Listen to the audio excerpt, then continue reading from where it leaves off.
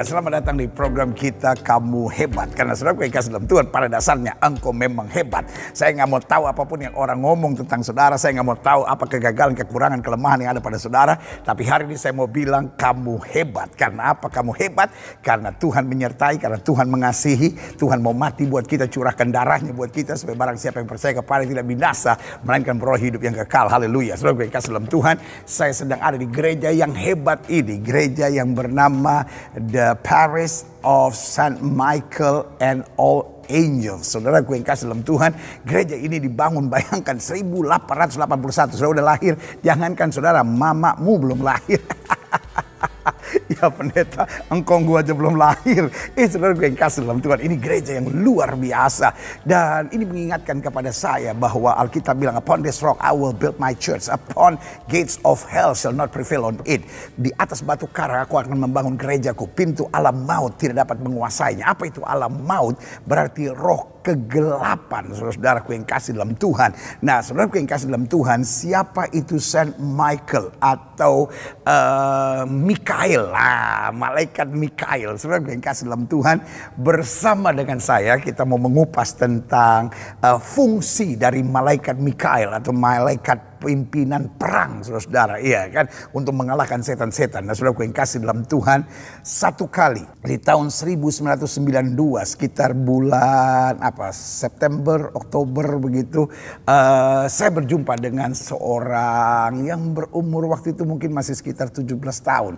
Dan 17-18 tahun. Nah, saudaraku yang kasih dalam Tuhan, hari ini beliau jadi hamba Tuhan yang banyak dikenal, khususnya dalam pelayanan setan-setan. Nah, yang menakutkan buat saya, karena kita dengan tim waktu itu melayani, ada istri saya lalu ada tim pelayanan juga di sana, dan kita melayani selama kira-kira 1,5 jam sampai 2 jam, mengusir setan-setan dalam tubuhnya, dalam hidupnya, segala ilmu keluar. Dan terakhir, nah ini dia yang terakhir, waktu kawan saya tanya, ini roh apa lagi? Karena ada banyak roh ini, roh ini apa, roh apa lagi? Tiba-tiba ada jeritan yang sangat melengking, yang manusia normal tidak bisa mengeluarkan suara ini.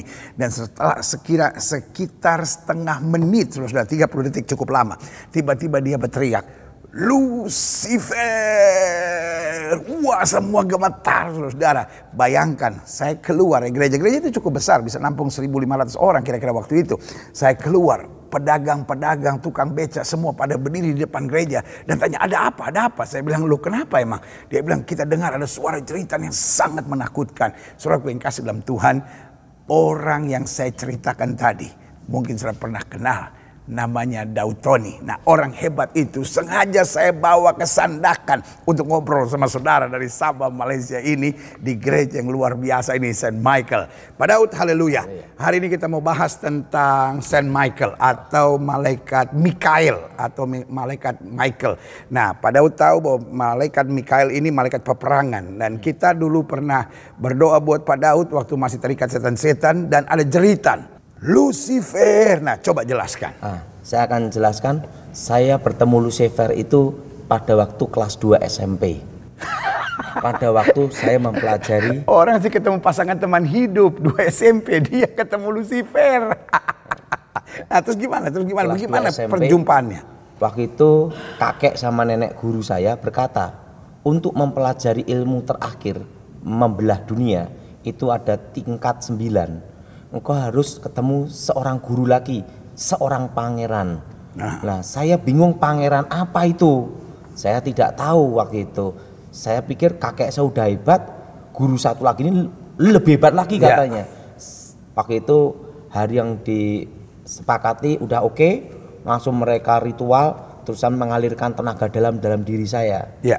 Tiba-tiba itu ada awan yang sangat gelap. Begitu awan sangat gelap, di situ saya lihat petir sambung menyambung dan gempa. Di mana itu? Waktu itu masih di Solo? Ada di daerah Sragen. Oh, daerah Sragen, saudara. Nah, tiba-tiba awan gelap. Di rumah atau di pertapaan? Di pertapaan. Ada awan gelap, petir sambung menyambung, gempa bumi. Dan tiba-tiba muncul satu sosok. Sosok itu tingginya 3 meter. Wajahnya itu seperti anak muda. Lebih tampan melebihi Elvis Presley. Rambutnya silver perak. Terusan model Pak Daud ini ketahuan umurnya saudara. Orang mah Brad Pitt kayak apa? Dia Elvis Presley. lanjut. Ya. Rambutnya silver perak Ya. dan bajunya putih berkilau. Terusan tuh kasutnya itu ada seperti model gini, tapi terbuat dari emas. Ya. Nah, setelah itu di matanya itu mengeluarkan sinar intan berlian dan bumi berputar di matanya.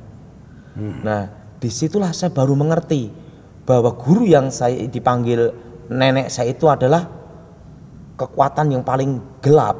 Nah, disitulah selama 7 Kamu hari. waktu itu nggak berpikir bahwa jangan-jangan ini Tuhan? Saya tidak berpikir, karena saya kan selama hidup saya kan tidak boleh bertanya dan tidak boleh membantah selama ikut nenek kakek dulu. Nah, tetapi di situ perasaan saya kaget, apakah ini disebut yang paling puncak gitu loh? Karena kakek saya ngomong itu ada ilmu yang paling puncak, baik ilmu hitam maupun ilmu putih. Guru itu yang menguasai semuanya. Nah, disitulah saya baru sadar. Nah, disitulah saya selama 7 hari 7 malam tanpa makan, tanpa minum bersama dia. Dilatih dia secara khusus dan menemukan banyak sekali rahasia. Dan rahasia-rahasia ini juga termasuk tentang awal penciptaan. Nah, disitulah saya baru mengerti. Tetapi itu baru sebagian rahasia kecil. Karena banyak rahasia-rahasia dalam diri saya yang hilang setelah saya kalah, hilang ingatan 1 tahun itu. Nah, suatu rahasia yang sangat mengejutkan, baru saya mengerti bahwa guru saya yang disebut kakek saya itu dulunya adalah malaikat. Nah, disitulah saya baru mengerti bahwa sebelum Tuhan menciptakan manusia, yang paling awal yang diciptakan tuh malaikat. Malaikat yang diciptakan Tuhan tuh adalah yang pertama, malaikat terkuat namanya Michael. Yang kedua adalah Gabriel, penghulu para malaikat. Dan yang ketiga, diciptakan malaikat yang lebih mulia, lebih hebat, lebih dahsyat, melebihi malaikat-malaikat yang lain, bernama Luciel. Nah, Luciel ini dekat dengan Tuhan. Dan Luciel ini adalah pemimpin pujian penyembahan. Dan secara otomatis tahu banyak rahasia tentang Tuhan. Nah, karena tahu banyak rahasia tentang Tuhan, Lucifer ingin menjadi Tuhan. Karena merasa tahu semua rahasia tentang Tuhan. Terjadilah pemberontakan, peperangan di surga yang berpihak pada Tuhan 2/3, yang melawan Tuhan 1/3. Nah, Lucifer yang melawan Tuhan memimpin pemberontakan 1/3. Nah, Michael dan Gabriel bertarung ada di surga, dan peperangan itu ada di surga. Dan Lucifer kalah karena kalah dikeroyok malaikat dan kalah karena kekuatan kuasa Tuhan. Dan Lucifer dibuang ke bumi, jadilah pangeran kegelapan yang namanya disebut iblis. Dan dia malaikat khususnya bagian pujian penyembahan. Wow, jadi saudaraku yang kasih dalam Tuhan, saudara bisa lihat di sini kalau bicara tentang pujian penyembahan itu bicara tentang musik, bicara tentang nyanyian, bicara tentang lagu.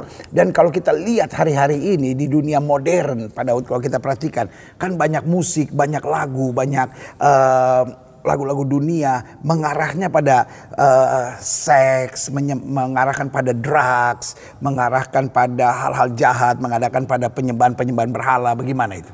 Ada suatu rahasia yang sangat rahasia bahwa semua mantra itu semua harus ada alunan musik dan ada tangga nada.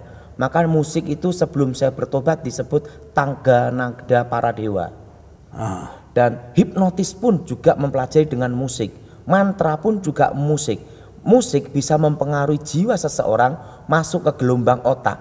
Dan terciptanya hipnotis juga ada gelombang suara dan nada dan intonasi. Misalnya, kalau orang mau hipnotis, dia pasti pakai nada seperti ini.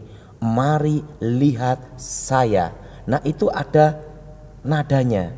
Nah, dari nadanya itulah mempengaruhi jiwa, mempengaruhi gelombang otak, mempengaruhi alam bawah sadar. Wow, saudara yang kasih dalam Tuhan, berarti hati-hati dengan musik kita, hati-hati dengan lagu-lagu kita, hati-hati dengan nyanyian-nyanyian kita. Yang paling baik adalah kembali pada pujian penyembahan kepada Tuhan. Karena dengan kita memuji dan menyembah Tuhan, kita akan dipulihkan. Dengan memuji menyembah Tuhan, kita akan kuat. Dengan memuji dan menyembah Tuhan, kita akan mengalami banyak mujizat. Karena Alkitab berkata, Tuhan bertahta dan puji-pujian umatnya. Pak Daud ini menarik soal Lucifer. Ketika Pak Daud dilepaskan, mungkin Pak Daud nggak sadar karena waktu itu dalam kondisi trans gitu, dalam kondisi nggak jelas. Nah, lalu kemudian Pak Daud teriak, Lucifer. Nah, setelah perjumpaan ini, ada nggak seperti kayak perpisahan, seperti Lucifer nggak mau melepaskan Pak Daud atau Lucifer mau kembali lagi? Nah, apa? Pernah. Nah, Kejadiannya pada waktu saya dijebak. nah, Setelah saya bertobat, saya itu diminta doa di Surabaya. Nah, setelah itu saya dimasukkan satu tempat, katanya suhu ini mau bertobat. Nggak taunya saya dijebak, dikeroyok 40 orang. Nah, waktu dijebak 40 orang ini, di situ saya dimaki-maki, bahkan diludahi Pak Gilbert. ya. Nah, setelah itu ada suara dan saya tahu itu Lucifer. Nah, Lihat, mereka yang berusaha engkau selamatkan saja berusaha malah mengecewakan dan mengkhianati engkau. Bahkan orang Kristen yang engkau bela pun tidak ada gunanya, bahkan mengkhianati engkau. Mak Sandia berkata lagi, apakah aku pernah mengkhianati kamu? Nah, waktu itu saya berkata demikian, sekalipun Tuhan tidak pernah nolong aku pun saya tidak mau ikut kamu, saya gitu. ya. Nah, tapi saya percaya Tuhan selalu menolong saya. Dan akhirnya Pak Daud bisa keluar. Saya keluar dari tempat itu langsung dipaksa, saya disuruh tanda tangan. Daripada ribut saya tanda tangan lah, karena suhu itu kalah, karena dia punya tenaga dalam aliran listrik, sama saya tidak berfungsi Pak Gilbert, karena saya tahu kelemahannya, yaitu pakai sandal. Saudara yang kasih dalam Tuhan, ini luar biasa. Ada pengalaman perjumpaan, ada pengalaman mau balikan. Jadi setan juga ada CLBK-nya, saudara. Ini hati-hati, saudara yang udah tinggalkan dosa. Mungkin tadinya saudara penjina, saudara tadinya minum mabuk, saudara tadinya drugs, judi, saudara tadinya hidup nggak beres, saudara tadinya seorang lesbian atau homoseks. Waktu saudara mau keluar dari situ, lihat seperti pengalaman Pak Daud. Iblis mau coba balik lagi, iblis mau coba balik lagi. Tetapi kita harus tegas, tolak. Karena apa? Karena Yesus tetap Tuhan yang dahsyat dan luar biasa. Nah, tadi perjumpaan dengan Lucifer. Bagaimana perjumpaan Pak Daud dengan Tuhan Yesus? Saya ketemu Tuhan Yesus pada waktu saya hilang ingatan. Saya kan didoakan pendeta-pendeta dan Pak Gilbert termasuk yang doakan. Ya. Dan banyak pendeta yang doakan juga. Bukannya tambah sembuh, tambah gila. Dan tepat 1 tahun 93, waktu itu ada cahaya terang yang menyinari masuk kepala saya. Dan terdengar suara, akulah Alfa, akulah Omega, akulah yang awal, akulah yang akhir, akulah aku, YHWH, Yahweh. Aku telah mati, bangkit hidup kembali. Amin. Yesua HaMasiah. Saya ketemu Tuhan Yesus sendiri tahun 93. Ya. Dan nah, bagaimana perbandingannya Yesus? Kan Pak Daud pernah jumpa Lucifer, pernah jumpa Yesus. Nah, bagaimana perbandingannya? kalau Lucifer itu adanya rasa takut, ketakutan luar biasa dan bingung luar biasa. Nah, kalau ketemu Tuhan itu damai luar biasa dan tenang. Nah, penampilannya sama-sama gagah gitu. Iya, tapi bedanya kalau Tuhan tidak bisa melihat wajahnya. Kalau Lucifer saya bisa lihat wajahnya. Sampai sekarang pun gambarkan juga bisa. Oh, lihat, saudara yang kasih dalam Tuhan, bedanya yang satu ketakutan, kecemasan, kepanikan. Karena di mana ada setan, di mana dosa selalu ada kepanikan, kecemasan, ketakutan. Tapi di mana ada Kristus selalu ada damai, ada kemenangan, ada sukacita, ada kedahsyatan. Nah, Pak Daud, apa pesan Pak Daud buat pemirsa Kamu Hebat ini? Sebenarnya ada salah pada waktu 7 hari 7 malam itu baru saya mengerti tentang awal sebuah peperangan antara manusia dan setan. Nah, awal peperangan itu yaitu pada waktu Tuhan menciptakan manusia.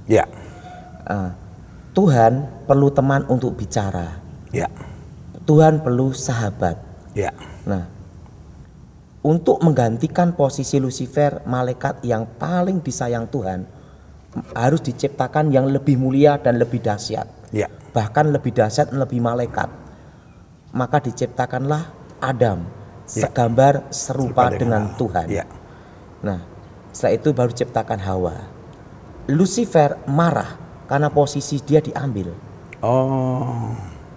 Posisi dia diambil dan Lucifer tidak diampuni. Nah, Lucifer pakai ular untuk menjatuhkan Adam dan Hawa. Nah, yang jadi pertanyaan, kenapa manusia diampuni, setan tidak? Nah, Lucifer memberontak kepada Allah dari keinginannya sendiri, merencanakan memberontak melawan Tuhan. Nah, sehingga Tuhan tidak mengampuni. Nah, manusia tidak ada keinginan melawan Tuhan. Manusia tidak merencanakan pemberontakan, tapi manusia dibujuk, digoda setan untuk melawan Tuhan. Makanya manusia diberi kesempatan pengampunan. Haleluya. Seperti kasus pembunuhan. Pembunuhan berencana, hukumannya mati, maksimal mati, minimal seumur hidup. Tidak berencana, ada keringanan. Apalagi yang bunuh orang gila, bebas, karena orang gila tidak bisa dihukum. Lihat saudara yang kasih dalam Tuhan, berarti hari ini benar apa yang Alkitab katakan, bahwa seberapa kali kita jatuh pun Tuhan mengampuni kita.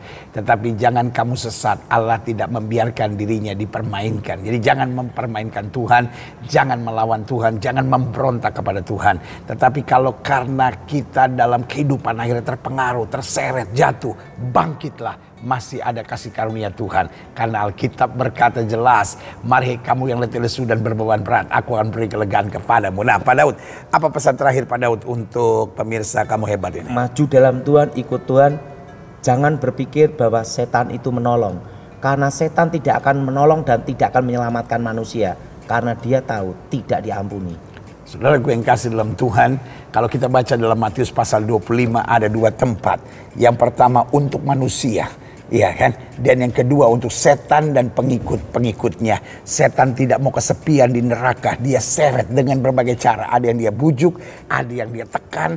Tetapi kalau kita goyah dan kita ikut, kita akan terlempar. Karena neraka bukan tempat manusia. Neraka diciptakan Tuhan untuk membuang setan dan pengikut-pengikutnya. Karena itu jangan mau jadi pengikut setan. Apapun tawarannya, the devil never work for free. Setan gak pernah kerja gratis. Dia tawarkan sesuatu yang indah. Tujuan untuk menghancurkan. Ikut Yesus, dekat dengan Yesus, tetap jadi pengikut Yesus. Mau ada badai, mau ada angin ribut. Selama kita berjalan bersama Yesus, kita lebih daripada orang-orang yang menang. Saya Gilbert Lumondong bersama rekan saya Daud Tony di program Kamu Hebat ini mengingatkan buat saudara, jangan main-main dengan setan. Lucifer mau menghancurkan, Kristus datang untuk memulihkan. Kalau saudara tertarik dengan program ini, bagikan kepada teman-teman saudara. Saudara boleh like, saudara boleh subscribe, dan kiranya program Kamu Hebat ini menuntun saudara senantiasa menjadi orang-orang yang hebat. Haleluya.